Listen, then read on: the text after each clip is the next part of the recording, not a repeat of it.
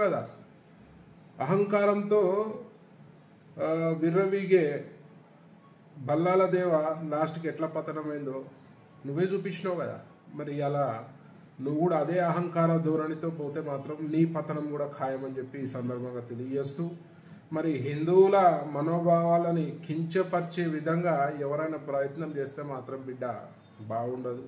మరి దానికి చాలా రకాలుగా నువ్వు సమస్యను ఎదుర్కోవాల్సి వస్తుందని చెప్పి సందర్భంగా తెలియజేస్తూ, మరి వెంటనే నువ్వు హిందూ సమాజానికి క్షమాపణ చెప్పాల్సిన తరుణం ఇది. లేదంటే నువ్వు ఒక హిందూ ద్రోహిగా విద్రోహిగా ఈ సమాజంలో మిగిలిపోతావు.